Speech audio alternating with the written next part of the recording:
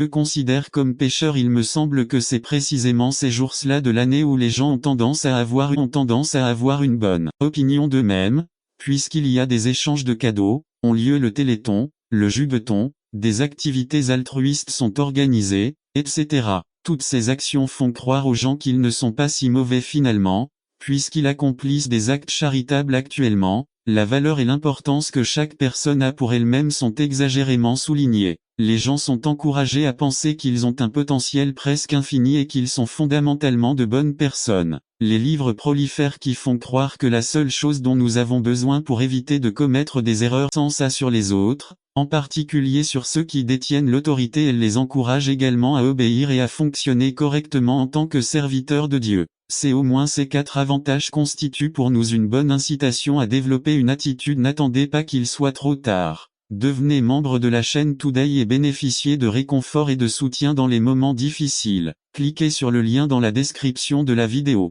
Mardi 9 avril 2024, page 3, humilité et obéissance. Conclusion: a décidé d'obéir à toutes sortes d'autorités que Dieu place sur vous. 7 Payez à chacun ce que vous devez. À qui je rends hommage? Hommage à qui? Impôt que je respecte à celui qui honore.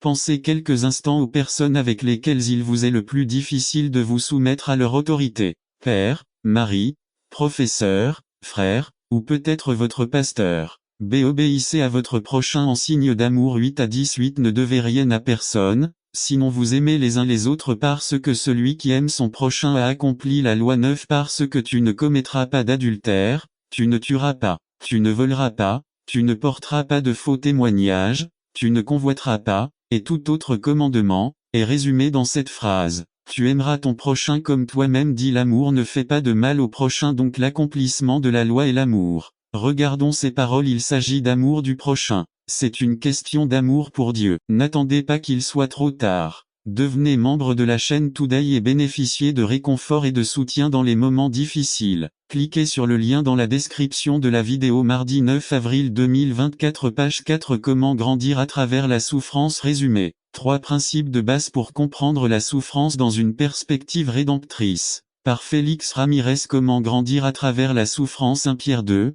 18 à 25. Introduction. Nous vivons dans une société où la plus grande quête de l'être humain semble être le plaisir, le bien-être et le confort. C'est pourquoi nous fuyons la souffrance. Nous rejetons toute situation qui met en danger notre sécurité personnelle. Nous déménageons dans des villes ou des quartiers plus sûrs, nous souscrivons une assurance maladie, nous installons des équipements de sécurité anti-vol, nous choisissons de vivre dans des climats plus agréables, nous achetons du matériel de climatisation ou de chauffage, nous prenons de l'aspirine pour les maux de tête, on se met à l'abri et on 24 page 3 Ne négligez jamais ces habitudes. Jésus savait que les grands hommes ont simplement de bonnes habitudes. 3. Jésus a fait bien utiliser son temps en prenant soin de son agenda personnel. Saint Jean 11, 1. Un homme nommé Lazare était malade de Béthanie, le village de Marie et de Marthe, sa sœur. 2. C'est Marie, dont le frère Lazare était malade, qui a oint le Seigneur de parfum et lui a séché les pieds avec ses cheveux. 3. Alors elles envoyèrent les sœurs dire à Jésus: Seigneur, celui que tu aimes est malade. 4. Quand Jésus l'entendit, il dit: Cette maladie n'est pas mortelle, mais pour la gloire de Dieu, afin que le Fils de Dieu en soit glorifié. 5. Et Jésus aimait Marthe, sa sœur et Lazare. 6. Quand il apprit qu'il était malade, il resta encore 2 jours à l'endroit où il se trouvait. 7. Puis après cela, il dit à ses disciples: Retournons en Judée. Jean 11, 21. Marthe dit à Jésus: Seigneur, si tu avais été ici, mon frère ne serait pas mort. Le temps ne peut pas être économisé et placé sur un compte bancaire spécial pour être dépensé plus tard. Vous êtes seulement autorisé à le dépenser, sagement ou bêtement, mais vous devez en faire quelque chose. Vous pouvez en profiter ou vous pouvez le gaspiller. En tant que chrétiens responsables, nous devons apprendre à gérer notre agenda avec soin tout en protégeant notre liste de priorités. Il y a des personnes ou des situations qui voudront nous écarter de notre chemin. Jésus ne l'a pas permis. Lazare, son ami proche, tomba malade. Marie et Marthe, ses 2 sœurs, envoyèrent dire à Jésus d'aller là où elles étaient car sa présence était urgente. Cependant, Jésus resta encore 2 jours à l'endroit où il se trouvait. Jean 11, 6. Ils étaient en colère. Si vous aviez été ici, mon frère ne serait pas mort, se plaignent-ils en le voyant arriver. Jésus a délibérément retardé son arrivée. Il a gardé son propre agenda. Je respecte fermement leur époque. Il n'a pas permis aux autres de l'éloigner de son chemin. Il a sauvegardé sa liste de priorités. Le leader chrétien doit éviter les distractions. Écrivez votre liste quotidienne de choses que vous devez faire. Protégez votre calendrier. Faites bon usage de votre temps comme Paul le recommande dans Éphésiens 5 15,16.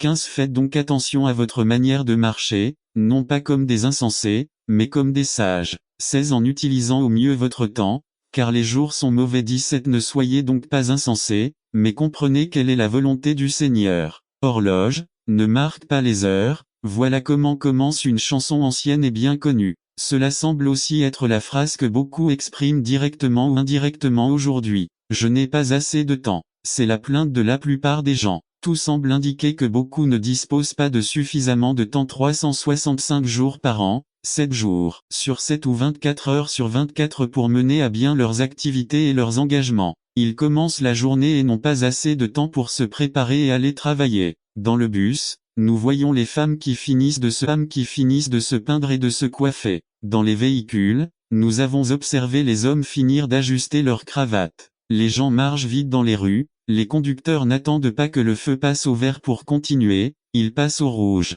Les mères courent littéralement avec leurs enfants le matin pour qu'ils arrivent à l'heure à l'école. Dans les entreprises, on demande tout hier. De combien de temps avons-nous vraiment? N'attendez pas qu'il soit trop tard. Devenez membre de la chaîne Today et bénéficiez de réconfort et de soutien dans les moments difficiles. Cliquez sur le lien dans la description de la vidéo. Mardi 9 avril 2024 page 4 1 jour 24 heures 7 jours 168 heures 30 jours 724 heures 356 jours 8760 heures 525 600 31 536 000 secondes de l'année. Je ne comprends toujours pas pourquoi il y a des gens qui nous chérissons la colère pour le jour de colère au cours duquel Dieu nous jugera selon sa vérité, qui est absolue. Qu'est-ce qu'on thésaurise? La vie éternelle persévérant dans l'accomplissement de sa volonté. Ou colère et colère face à notre désobéissance rebelle. Ce jour-là, il n'y aura aucune excuse valable. Ce ne sera pas une question de religion. Aucun de nous ne pourra alors dire « Je ne suis pas un frère ». Je ne suis pas Alléluia, qu'il me scrute. Il ne s'agira pas de savoir si nous croyons ou non à la parole de Dieu. Nous serons jugés parce que Dieu est souverain, malgré notre opinion sur la question. Si nous vivons volontairement en dehors de la loi de Dieu en n'y croyant pas, en dehors de la loi, notre fin viendra aussi. Si nous vivons dans le péché tout en croyant en sa parole, par sa parole nous serons également jugés. 12 Car, que nous professons ou non la bonne religion, que nous croyions ou non à la Bible, une chose est sûre. Dieu a donné dans notre nature même, la capacité de savoir ce qui est bon et ce qui est mauvais. Nous tous, sans exception, même si chez certains d'entre nous elle est déjà insensible et insensible, nous avons ce que nous appelons notre conscience qui ne nous permettra pas l'impunité devant Dieu. 14 à 16 Non. Il ne s'agira pas d'appartenance religieuse. 3. La personne religieuse est aussi coupable. 17 Il existe une autre classe d'individus qui seront devant le trône de Dieu pour être jugés. Les religieux de ce monde. Nous sommes ceux qui disent craindre Dieu, qui croient en sa parole, qui s'efforcent de lui obéir fidèlement et qui acquièrent même la réputation d'être différents des autres grâce à notre témoignage. N'attendez pas qu'il soit trop tard. Devenez membre de la chaîne Today et bénéficiez de réconfort et de soutien dans les moments difficiles. Cliquez sur le lien dans la description de la vidéo. Mar 9 avril 2024 page 3 Nous pensons que nous sommes en bon terme avec le Créateur, que nous le connaissons suffisamment pour indiquer la voie aux autres en leur prêchant. Nous connaissons la parole de Dieu et nous savons distinguer le bien du mal. Nous connaissons par cœur les passages bibliques, car nous avons été éduqués dans la crainte de Dieu. Nous avons hérité de notre religion. Sur le lien dans la description de la vidéo. Mardi 9 avril 2024 page 3.1. Ces paroles ont résonné dans l'esprit de Marie de. Sans aucun doute, son cœur a été détruit par la douleur selon les lois de l'époque, Jésus devait pourvoir à tout ce dont Marie avait besoin. 1. Apparemment Joseph était mort. 2. Par conséquent, le fils aîné avait le devoir de prendre soin de la mère. 3. Le fils devait prendre des dispositions au cas où il serait également porté disparu. 4. Jésus a montré sa gratitude en laissant Marie sous la garde d'une autre personne. 5. Jésus a montré sa confiance envers le disciple lorsqu'il a laissé Marie sous sa garde. 6. Jésus a ainsi rompu le lien familial qui l'unissait à Marie. 7. Il lui a montré qu'elle aussi avait maintenant besoin de lui comme son sauveur. Aujourd'hui, Jésus nous parle avec des paroles de consolation. 1. Il nous a dit qu'il ne nous laisserait pas seuls et voici, je suis avec vous toujours, jusqu'à la fin du monde. Amen. Matthieu 28, 22. Il a promis de nous donner un consolateur et je demanderai au Père, et il vous donnera un autre consolateur, pour qu'il soit avec vous pour toujours l'Esprit de vérité, que le monde ne peut pas recevoir, parce qu'il ne le voit pas et il ne le connaît pas non plus mais vous le connaissez, parce qu'il habite avec vous et qu'il sera en vous. Je ne vous laisserai pas orphelin, je viendrai à toi. Jean 14, 16 à 18, 3. Même lorsque nos proches ont rompu le lien familial, Dieu a promis de nous réconforter. Une femme oubliera-t-elle ce qu'elle a enfanté, pour cesser de plaindre l'enfant de son ventre? Même si elle oublie, je ne t'oublierai jamais. Voici, je t'ai sculpté dans la paume de mes mains. Tes murs sont toujours devant moi. Isaïe 49, 15, 16, 4. Jésus veut maintenant aussi unir le lien que le péché de l'homme avait brisé et faire de nous des enfants de Dieu. Mais quand la plénitude des temps fut venue, Dieu envoya son Fils, né d'une femme et né sous la loi, afin qu'il rachète ceux qui étaient sous la loi, afin que nous recevions l'adoption de fils. Et parce que vous êtes fils, Dieu a envoyé dans vos cœurs l'esprit de son Fils criant, « Abba, Père ». Tu n'es donc plus un esclave, mais un fils et s'il est fils, il est aussi héritier de Dieu par Christ. Galates 4, 4 à 7, 5. Quel plus grand réconfort pourrions-nous obtenir? IV. Parce que ce sont des mots de victoire. Quand Jésus eut pris le vinaigre, il dit, « C'est fini ». Et il baissa la tête et rendit son esprit. Jean 19, 30 à victoire. Triomphe obtenu sur un adversaire. N'attendez pas qu'il soit trop tard. Devenez membre de la chaîne Today et bénéficiez de réconfort et de soutien dans les moments difficiles. Cliquez sur le lien dans la description de la vidéo. Mardi 9 avril 2024 page 4b. Jésus utilisait le terme tetelesté pour indiquer sa victoire. 1. Dans le commerce, ce terme signifiait qu'un compte avait été réglé en totalité. 2. Jusqu'alors, les gens devaient suivre un système détaillé et compliqué de rituels pour être purifiés de leurs péchés. 3. Cependant, ces rituels ne pouvaient pas purifier leurs péchés de façon permanente. 4. Rien n'était suffisant pour annuler toute la dette que l'homme avait envers Dieu. Mais Dieu a envoyé Jésus pour prononcer des paroles de victoire sur le péché. 1. L'exemple du paralytique que ses amis ont amené à Jésus pour être guéri. N'ayant pas accès par la porte, ils montèrent sur le toit et descendirent le paralytique devant Jésus. 2.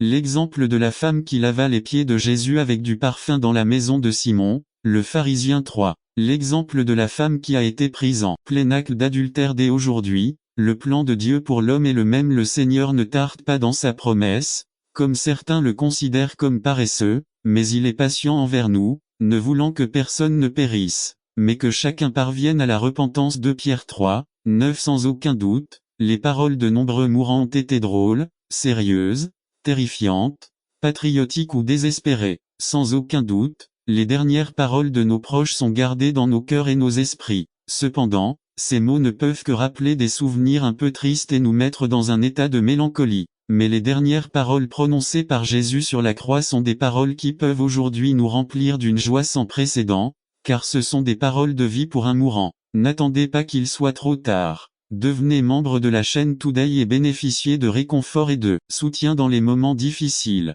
Cliquez sur le lien dans la description de la vidéo. Mardi 9 avril 2024 page 5. Les 7 habitudes du missionnaire efficace résumé. Les 7 étapes du missionnaire efficace mises en pratique dans nos vies nous feront partager l'évangile avec plus de ferveur et ainsi accomplir la grande mission. By José Diaz Titulo. Los 7 hábitos del misionero efectivo texto. Hecho de los apóstoles 1. 8 pero recibirei poder cuando el Espíritu Santo haya venido sobre vosotros, y me seréis testigo en Jérusalem, en toda Judéa, en Samaria y hasta lo último de la terre. Hymne 351 à 354. Introduction 1. En 1904, Thomas H. Davis et sa femme arrivent au port de Guayaquil en Équateur. Ils obtiennent des informations sur le transport vers l'intérieur du pays et, quelques jours plus tard, ils se rendent en bateau, où ils obtiennent un logement et commencent à semer la bonne nouvelle du salut. Dans cet endroit, il n'y a aucun frère à qui faire confiance, aucun bureau de mission, ni rien de semblable qui sympathise avec ses convictions. Il a commencé son travail de démarchage avec beaucoup d'efforts et en luttant contre les préjugés et les persécutions catholiques du lieu. Il vend très peu de livres. Sa femme tombe gravement malade et décède quelques jours plus tard. Thomas Davis endure la difficile épreuve non seulement de voir mourir son épouse bien-aimée, mais en raison des préjugés dominants, il n'est pas autorisé à l'enterrer dans le cimetière du lieu réservé uniquement aux catholiques. Ainsi, par une nuit silencieuse, Davis porta sur son épaule le corps inerte de sa femme, qu'il enveloppa dans un drap, et, muni d'une pelle qui lui servait de bâtard, devenez membre de la chaîne Today et bénéficiez de réconfort et de soutien dans les moments difficiles. Cliquez sur le lien dans la description de la vidéo. Mardi 9 avril 2024 page 3 Division, Discorde, sédition et guerre 4. 19 siècles plus tard, nous lisons. L'égoïsme et l'avidité qui se cachent dans le cœur humain sont des passions très puissantes et l'issue du conflit n'est donc pas une simple conjecture. À moins que l'âme ne vive quotidiennement de la chair et du sang du Christ, l'élément divin est vaincu par l'élément satanique. Message choisi de 246-5. C'est le message que Jacques nous donnera plus tard lorsqu'il dit « Soumettez-vous donc à Dieu, résistez au diable, et il fuira loin de vous. 4-7. IV. Conclusion. À quelle est l'intensité de cette passion? Jacques nous dit, 4-2. Vous convoitez et vous ne l'avez pas. Vous tuez et brûlez d'envie, mais vous ne pouvez pas obtenir. Vous vous battez et faites la guerre. Vous ne l'avez pas, parce que vous ne le demandez pas. 1. Le mot envie encore, est le mot zelo que nous avons étudié il y a quelques semaines avec le souci d'une jalousie positive et négative. 2. La jalousie positive produit l'harmonie et la communauté, tandis que la jalousie négative divise, sépare et corrode les relations. L'envie ou le zèle décrit ici fait référence à quelqu'un qui défend son terrain, sa position, ses droits et, de cette manière, produit des conflits et des divisions. On se bat et on fait la guerre. 3. Quelle est la méthode recommandée par Santiago? Il existe une méthode alternative pour faire valoir mes droits. Au lieu d'exacerber la situation en exprimant de manière agressive vos passions ou vos désirs intérieurs, pourquoi ne pas vous en remettre à Dieu? À louer le Seigneur. Jour après jour, le Dieu de notre salut porte nos fardeaux. Psaume 68-19b. Déchargez-vous sur lui de toutes vos inquiétudes, car il prend soin de vous. 1 Pierre 5-7-4. Les lecteurs de Jacques répondraient comme suit. Nous avons prié, nous avons demandé à Dieu, mais nous n'avons pas reçu de réponse. Dieu aide ceux qui s'aident d'eux-mêmes, alors nous le faisons à notre manière. 5. Jacques leur répond 4-2-C3. Vous n'avez pas, parce que vous ne demandez pas. Vous demandez et vous ne recevez pas parce que vous demandez mal, parce que ce qu'ils demandent est fait pour l'utiliser pour leurs désirs. B. Quand la prière ne fonctionne-t-elle pas? Quand celui qui prie n'est pas prêt à céder à ses propres désirs intérieurs. Quand vivre en paix n'est pas la première chose à votre agenda. 1. Ils veulent que Dieu leur réponde selon leurs propres désirs et cela ne marche pas. Dieu travaille selon ses propres plans. Les plans de Dieu sont pour la paix, l'unité et l'humilité. Tant que cela n'existe pas, Dieu ne répondra à aucune prière. 2. Dieu veut que nous résolvions notre anxiété intérieure, nos désirs et nos passions malsains. Puissions-nous tourner nos désirs vers lui afin que seuls les désirs divins se réalisent. 3. Seulement cela produira la paix intérieure et l'harmonie parmi le peuple de Dieu. Ne veux-tu pas prier avec moi pour que nous puissions être des artisans de paix? 4. Prière. Seigneur, ton Église souffre à cause de tant de patrons qui veulent faire leur volonté au lieu de la tienne. Rends-nous amoureux. Par José Gomez Sr. Lucas 6, 38. Dans quelle mesure voulez-vous que Dieu vous donne? Luc 6, 38. Donnez et il vous sera donné. Ils vous donneront une bonne mesure, pressée, secouée et débordante dans vos genoux, car avec la même mesure avec laquelle vous mesurez, ils vous mesureront encore. Jésus nous enseigne la loi de la mesure qui dit, avec la même mesure avec laquelle vous mesurez, on vous mesurera à nouveau. Cela est vrai dans tous les domaines de notre vie. C'est un principe qui a été établi par Dieu. 1. Ce que vous donnez aux autres est ce que vous recevrez. Recherche Matthieu 15, 10-11. Ce qui entre dans la bouche ne souille pas l'homme mais ce qui sort de la bouche souille l'homme. Si vous donnez de la colère, vous recevrez de la colère. Si vous donnez de l'amour, vous recevrez de l'amour. Si tu sèmes de l'amertume, tu recevras de l'amertume. Mais si vous donnez la paix, la joie et les sourires, vous recevrez la même chose. Si vous donnez de la compassion, vous recevez de la compassion. Si vous donnez le pardon, vous recevrez le pardon. Jésus a dit dans Matthieu 7-12, ce que vous voulez que les autres fassent de vous, faites-le avec les autres. C'est la loi de. C'est aussi vrai quand il s'agit de pardonner aux autres car avec la même mesure avec laquelle vous mesurez, on vous mesurera encore. Luc 6-37 dit, ne jugez pas et vous ne serez pas jugés, ne condamnez pas et vous ne serez pas condamnés, pardonne et tu seras pardonné. Dieu ne vous donnera que la mesure du pardon que vous accordez aux autres. 1 Jean 1, 9. Si nous confessons nos péchés, il est fidèle et juste pour nous les pardonner et nous purifier de toute injustice. 3. C'est aussi vrai quand il s'agit de relations. Proverbe 18-24 dit cela. Celui qui veut des amis doit se montrer comme un ami.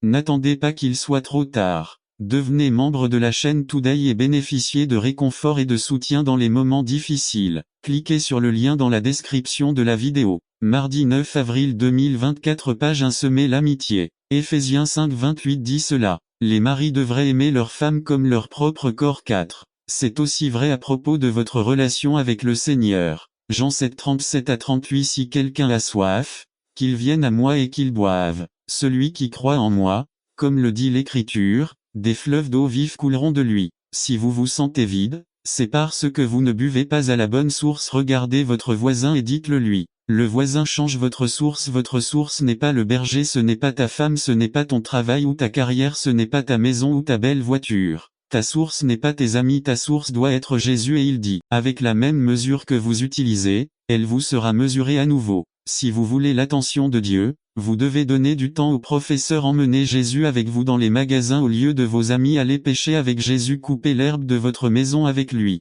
Prenez un jour de congé pour passer du temps avec lui. Jésus a dit, avec la même mesure dont vous vous servez, on vous mesurera. Jérémie 29-13 À de vie ta fille sera guérie. Que nous devons remettre la vie de nos enfants entre les mains de Jésus. Nous ne pouvons pas être là 24 heures sur 24, 7 jours sur 7, pour surveiller chaque pas, pensée et comportement de nos enfants. Nous devons avoir confiance que Jésus dirigera le chemin de nos enfants dans la bonne direction. Mon cher frère, toi et moi allions dans la mauvaise direction, mais à notre avis c'était la bonne. Mais un jour Jésus est entré dans nos vies et le cours de nos vies a complètement changé. Le jour où Jésus est arrivé, tout a changé pour quelque chose de bien meilleur. Dieu a un plan pour vous, même au milieu de circonstances qui semblent sans solution. N'ayez pas peur, croyez simplement que Dieu peut non seulement changer les circonstances, mais aussi révolutionner votre vie. Dieu peut faire de toi un nouveau jeune homme. Écoute-moi, seul Dieu peut faire de toi un bon mari et un bon père pour tes enfants. En tant que parents qui croient au Christ, nous pouvons changer les statistiques et la mauvaise image laissée par des parents irresponsables, simplement parce que Dieu nous a créés avec la possibilité d'avoir une influence positive et transformatrice sur nos enfants. La bonne nouvelle est qu'il n'est pas trop tard pour devenir des hommes qui accomplissent le dessein de Dieu. Je veux vous dire que Jésus peut changer votre vie et l'orienter dans la bonne direction aujourd'hui. Mais êtes-vous prêt à laisser Jésus transformer votre vie? Êtes-vous prêt à mettre de l'ordre dans vos priorités? Êtes-vous prêt à servir le Seigneur avec votre famille? Êtes-vous prêt à marcher à la lumière de Jésus? Jésus vous dit aujourd'hui, ne craignez pas, croyez seulement. Église Baptiste Fernando Ocampo Bethel Fête des Pères, 19 juin 2005. N'attendez pas qu'il soit trop tard. Devenez membre de la chaîne Today et bénéficiez de réconfort et de soutien dans les moments difficiles. Cliquez sur le lien dans la description de la vidéo. Mardi 9 avril 2024 page 3 La famille chrétienne appelée à être une lumière dans le monde. Résumé.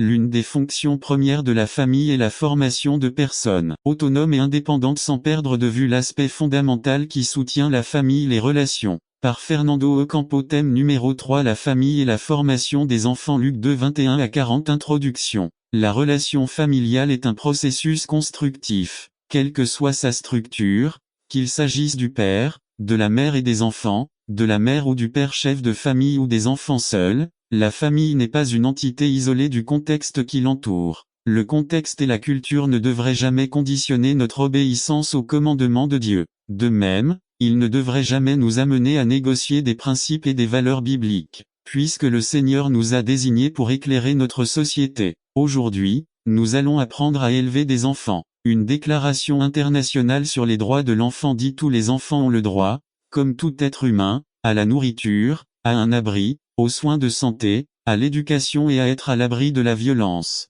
de la négligence et de l'exploitation. L'une des fonctions premières de la famille est la formation de dès pas qu'il soit trop tard. Devenez membre de la chaîne Today et bénéficiez de réconfort et de soutien dans les moments difficiles. Cliquez sur le lien dans la description de la vidéo. Mardi 9 avril 2024. Page 1 Aujourd'hui, nous examinerons la vie de Moïse, un homme qui a pris une décision concernant l'orientation et la qualité de sa vie. Grâce à la décision qu'il a prise, il a pu être le récipiendaire des 10 commandements, il a pu sortir le peuple d'Israël de 400 ans d'esclavage et il a pu écrire les 5 premiers livres de la Bible. Moïse était un homme que Dieu utilisait de manière extraordinaire, pour pouvoir accomplir des tâches extraordinaires. Parce que Moïse a choisi Dieu la vie et a fait un certain nombre de choix importants pour sa vie, il est devenu l'un des personnages les plus importants de la Bible. Il y a quatre problèmes clés auxquels Moïse a dû faire face dans sa vie, et que vous et moi devons traiter et adopter dans nos vies si nous voulons que nos vies comptent pour quelque chose de positif dans le royaume de Dieu.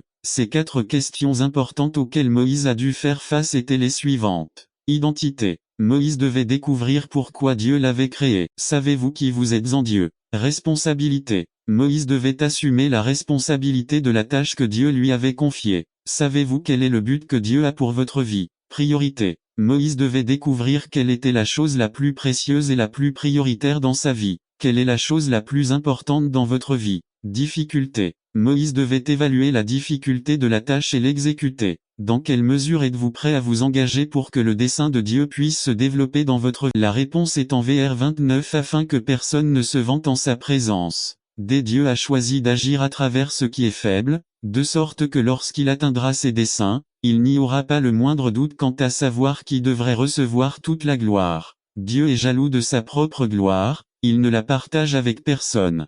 Que voulons-nous dire par le fait que le message de l'Évangile est centré sur la personne et l'œuvre de Dieu et non sur l'homme? Nous vivons dans une culture évangélique dans laquelle à l'égal du monde l'homme est au centre de tout, et non Dieu. Sermons, études bibliques, cours, conférences, congrès, chants, sont imprégnés de beaucoup d'anthropologie l'homme et non de théologie Dieu. 2. On parle beaucoup des besoins des gens, de leurs valeurs, des obligations que les croyants doivent accomplir, prier, lire la Bible, témoigner, donner, se rassembler, etc. Bref, de ce que nous devons. L'homme doit faire en la vie chrétienne. Même si nous avons le devoir d'être pertinents envers nos auditeurs, il semble que la balance penche excessivement en faveur d'une proclamation anthropocentrique. 3. Un exemple typique est l'évangélisation. Après tout, pourquoi devrions-nous partager Christ? N'attendez pas qu'il soit trop tard. Devenez membre de la chaîne Today et bénéficiez de réconfort et de soutien dans les moments difficiles. Cliquez sur le lien dans la description de la vidéo. Mardi 9 avril 2024 page 5 quelques réponses à Job. Avis par David Lema. Titre de la préparation du sermon.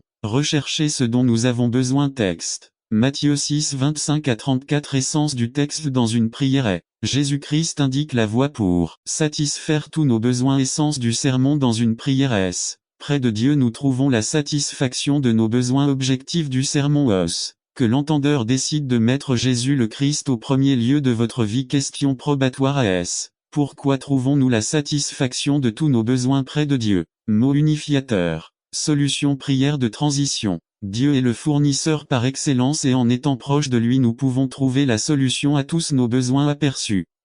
Près de Dieu est un travail réussi. 2. Près de Dieu est trouvé de la nourriture en abondance.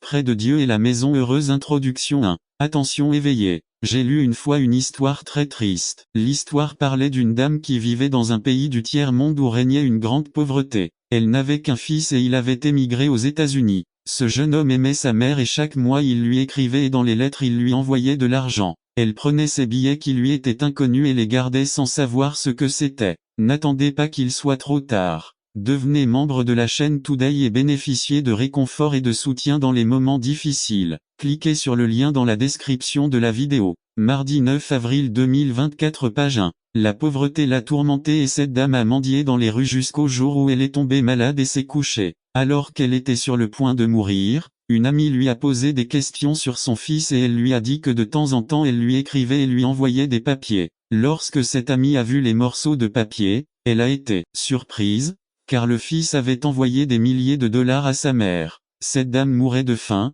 de maladie et de misère, mais elle était entourée de richesses. Cela nous arrive tous de la même manière. Nous menons une vie pauvre et misérable lorsque nous sommes entourés de richesses. De relation avec le texte. Dans le texte lu, Jésus-Christ nous explique clairement que nous, chrétiens, ne devons pas nous soucier de manière obsessionnelle de ces choses dont nous avons besoin parce que le Seigneur nous aime et qu'il est le pourvoyeur par excellence. Jésus-Christ a reconnu nos besoins en matière de nourriture, de vêtements, etc. et Jésus-Christ a montré la voie pour satisfaire tous nos besoins et tôt lorsqu'il a dit « Cherchez d'abord le royaume de Dieu et sa justice et tous les autres des choses vous seront ajoutées ». Dans les mains de Dieu se trouvent les fournitures pour tous nos besoins. Autour de Dieu se trouvent toutes les choses dont nous avons besoin. 3. Relation personnelle avec l'Aude. Mais le diable nous dérange et nous fait changer d'avis et nous croyons que nous sommes les pourvoyeurs. Ainsi, avec inquiétude, avec angoisse, avec le travail, par l'intermédiaire d'amis, par des moyens illicites,